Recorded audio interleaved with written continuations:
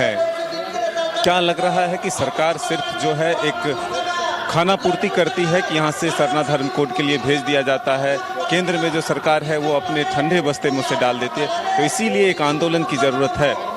हाँ, बिल्कुल एक आंदोलन की ज़रूरत है, क्योंकि आंदोलन से ही सरकार के कान में गूंजेगा कि हाँ, हम आदिवासियों को भी अपने एक धर्म की ज़रूरत है, क्योंकि दूसरे विदेशी भाषाएं, विदेशी संस्कृति हमें अपनी तरफ धर्मांतरण करने की कोशिश कर रहे हैं। तो हमें एकजुट होकर सरकार को जताना होगा कि हमें भी अपनी धर्म, अपनी एक आइडेंटिटी की ज़रूरत है और हम अपना हक लेके रहेंगे और अपना सरना धर्म लेके रहेंगे। सरना और सनातन में फ़र्क क्या है, ये बताइए।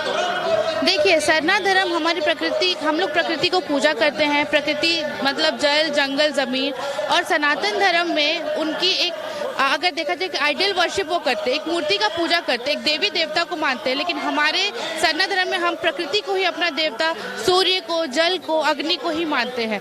तो उसी तरीके से हमारी संस्कृति, हमारी भाषा, बोलचाल सारी अलग है सनातन धर्म की, अगर देखा जाए सरना धर्म की। तो इस तरीके से हम बोल सकते हैं कि हमारा धर्म सनातन धर्म से कम्प्लीटली अलग है, तो हमारी एक आइडेंटिटी है। इसी के लिए हम चाह रहे हैं कि हमारे धर्म को सनातन धर्म का नाम ना देकर हमारा एक आइडेंटिटी सरना धर्म दिया जाए।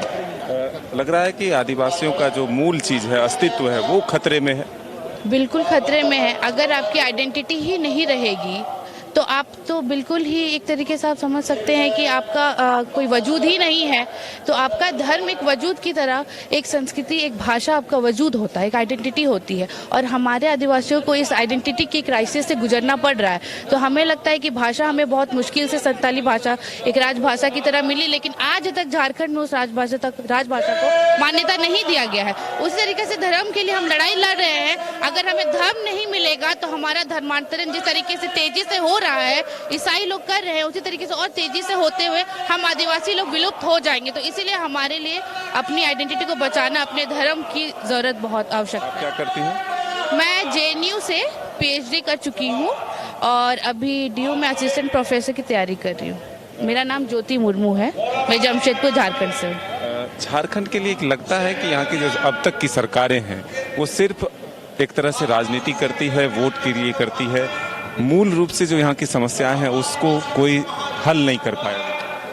हाँ, आपने बिल्कुल सही कहा। आज तक 2000 साल में हमारा झारखंड राज्य बना, 2000 से आज 2023 हो चुका है। 23 साल में कई सरकारें आई, कई सरकारें गई, लेकिन आज तक आदिवासियों का हालत जैसा था उससे भी बदतर होता जा रहा है। ऐसी बात नहीं है कि हमारे यहाँ मिनरल्स की कमी है, ऐसी बात नहीं है कि हमारे यहाँ लोग इतने एडवांटेज, मतलब स्टूडेंट्स नहीं है जो शिक्षा से संपूर्ण नहीं है, या हमें दूसरी जगह जाने की ज़रूरत पड़ रही। लेकिन क्योंकि हमारे ही स्टेट में हमारे लोगों को ना रोजगार दिया जाता है, ना हमारे धर्म के बारे में, ना हमारी जाति के बारे में, ना हमारे लोगों की हर शिक्षण हो चाहे व्यवसाय हो, किसी भी तरीके से ना ही सरकार ध्यान देती है। सिर्फ और सिर्फ वोट के लिए हम लोगों को हणिया दारू चखना में बेचकर अपना पेट पालते हैं। एक इलेक्शन होने के कुछ समय पहले से वो लोग अपना वोट दारू चखना बेच के अपना वोट कमा लेते हैं और 5 साल तक लोगों को भूल जाते हैं।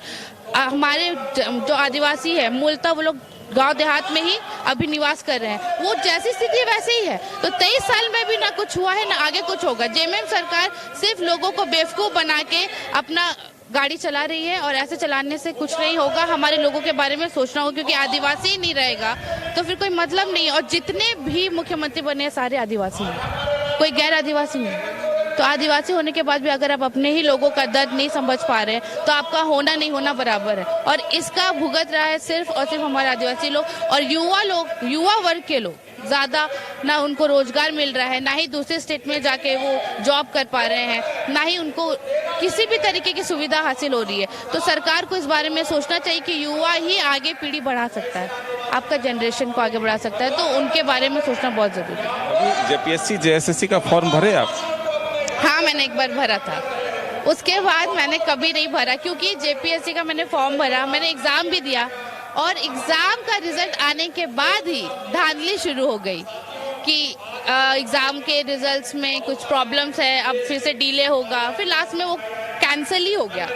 तो भाई, आप एक एग्ज़ाम देते हो और उसके लिए आपको 10-15 साल इंतज़ार करना पड़ता है, तो आपका तो एज नहीं रुक रहा है ना, आपकी एज लिमिट तो बढ़ रही है ना। तो अपने ही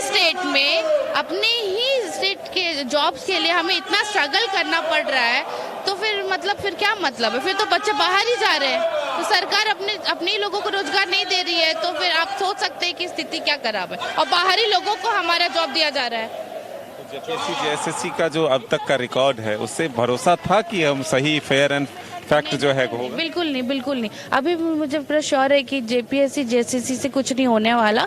ये सिर्फ पैसे का साठगांठ है। ये सिर्फ फॉर्म भरते हैं, पैसा लेते हैं लोगों से, और फिर ये एक एप्लीकेशन एक जारी कर देते हैं, एक नोटिस जारी कर देते हैं कि एग्जाम में कुछ प्रॉब्लम्स हो गई है, टेक्निकल प्रॉब्लम की वजह से हम आगे इस चीज़ को डिले करेंगे, और फिर वो चलता ही जाता है, फिर वो कोर्ट में केस चलता रहता है। लेकिन स्टूडेंट की ज़िंदगी के साथ बहुत बड़ा खिलवाड़ हो रहा है, जो कि एक बहुत ही गलत काम है।